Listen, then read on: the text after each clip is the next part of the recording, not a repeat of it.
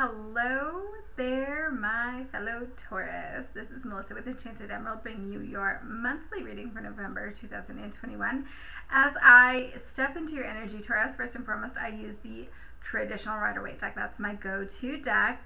And first, I really want to feel this out here with this Taurus, because I feel as though we have the Hermit card kind of crowning this whole reading.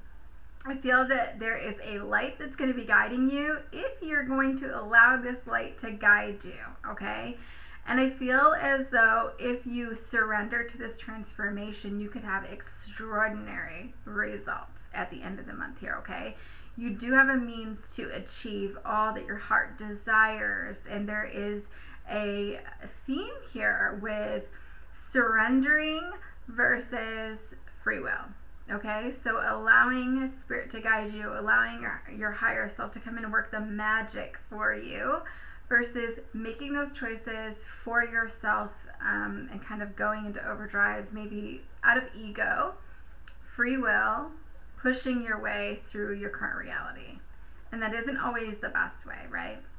So this is why we want to stick with the Hermit. Allow the light to guide you. Allow your higher self to step in for you, okay? So the 1st through the 6th here, we have the 4 of Pentacles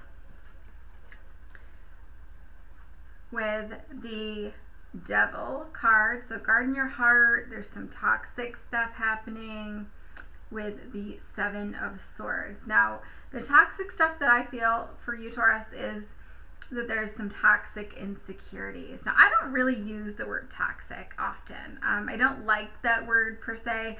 I don't feel that a lot of things are toxic because I think that we're all just on our own journey and we have to be met where we're at, right? But when I use that word today, because, you know, that's something that actually came through from Spirit, was toxic, right? Spirit is saying that's a no-no.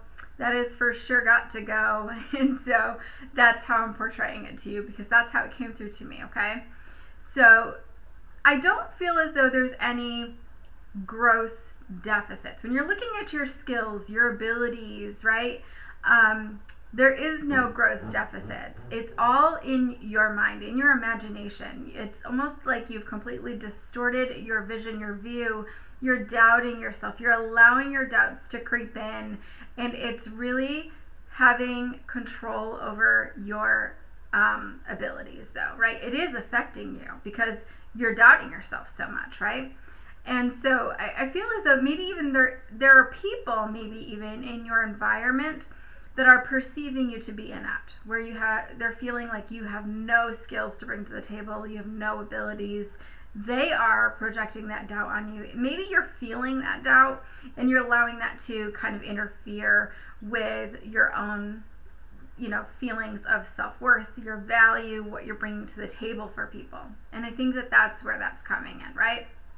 And so I think that's just important for you to understand that that's where some of this light comes in from the Hermit card, right? We have to shed light on this situation here, because we are giving our power away by allowing this to continue.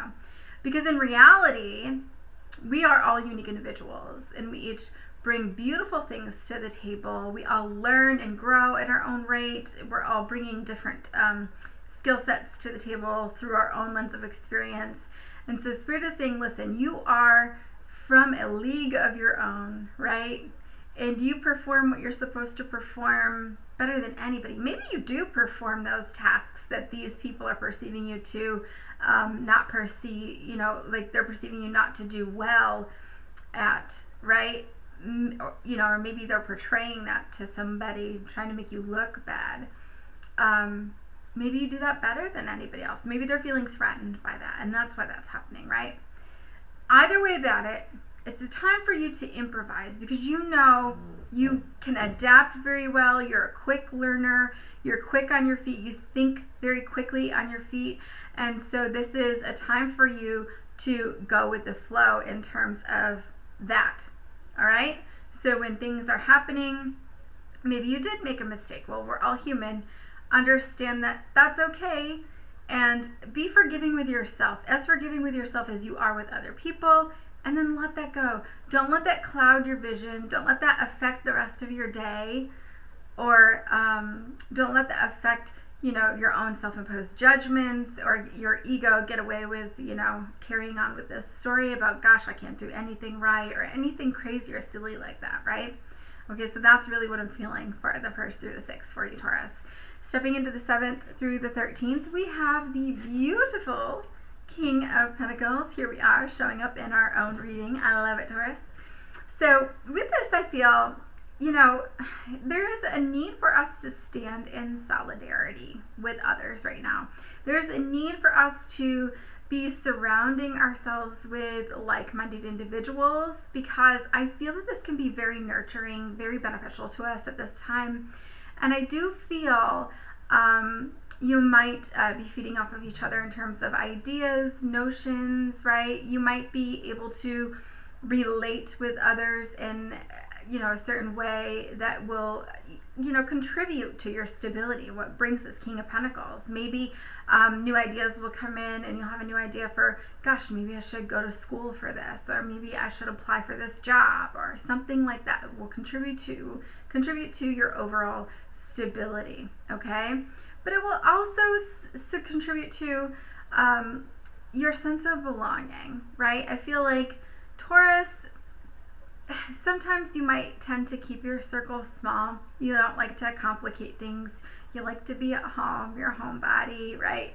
And so, you know, I feel like having this sense of belonging, you know, could be very beneficial right now. I feel like being part of a group is going to be something that's going to help to carry you forward in terms of bringing in new opportunities that are going to be really important for you in the future, in the very, very near future, okay? So, again, and I feel like this too is, you know, you're going to get credit for things that you bring to the table. You're going to be bringing these new ideas to other people as well. You're going to feel good about that. You're going to be helping other people. Other people are going to be helping you. So, you know, Spirit's saying, like, shout out, right? Give credit where credit is due for you and for other people. And, you know, I feel like there's this sense of accomplishment that comes in with this too, where you've, like, reached a certain level, where you feel, you know, a level of accomplishment where, you know, it's like moving the tassel after you graduate, like from one side to the other. That's what they're showing me, like the tassel being moved from one side to the other after you graduate, like high school or college, where you move the tassel. And so I feel like there's this level of education that comes with this, or this level of experience that comes with this, but there's an overall sense of just knowing, like, gosh, I've made it. And that's gonna help to contribute with that by spending time with these like-minded individuals. And you know, again, I just get this feel like this birds of a feather flock together feel with that. So, you know, they're going to kind of push you to do better. You're going to push them to do better. And just, it's a beautiful feeling. Moving into the 14th through the 20th, we have the Queen of Swords with the 5 of Swords. Now, with this, I do feel like this queen, she's coming in kind of ruthless. You know, I feel like she's not going to tolerate much, right? She's not going to put up with any crap. And, you know, I feel like this highlights, you know, what is in your surroundings? Where are you spending your time? Who are you spending your time with? Is this something that's very nurturing? Is this something that just has got to go? You can't deal with it anymore. Where you have to put your boundaries in place, make sure you're enforcing your boundaries, implement new boundaries, something to that effect. I do feel with this 5 of Swords that there is a situation that's a bit of a powder keg, okay? This situation comes in, I feel like it's a lose-lose situation where there's circumstances that are arising where something needs to be said to somebody, albeit about boundaries or, you know, something of that nature, or maybe it's just simply you want to gently remind somebody to guide them on their path. This is, you know, a warning here that, you know, things could blow up in your face. Like if you say something, you might not even have any ill intent, right? You could just be firm, state your truth, kind, and nurturing and gentle as you implement that boundary. And I still feel like no matter what happens, they're gonna make you out to be the bad guy. All right, so you might want to leave well enough alone, at least for now. Allow things to transpire, and then you know, maybe reapproach this at a later date. But I feel like right now it's like somebody's walking away in the background, like feeling defeated, or like letting it go for now. Just, you know, walking away from the conflict. That's what I feel with this for now. Okay, like leave well enough alone. And then we move into the 21st through the 27th. We have the Page of Cups with the King of Cups. Now with this one, I feel like this week is going to be super emotional for you, Taurus, where I feel like this swelling of emotions. Things have been building for a while, and you're going to be overcome with emotions, okay? I feel like good tidings are coming in, really good things are happening for you. This could be a week where you're sitting in your emotions, okay? Sitting in your feels. I do feel like it could be just sitting in gratitude. Maybe you're just feeling very, very grateful, reflecting on the year, reflecting on how far you've come, feeling really good though, okay? And that's not a bad thing. I do feel as though when, you know, these are good emotions that are coming in. That's nothing bad. I do feel like if there's tears, they could be like happy tears.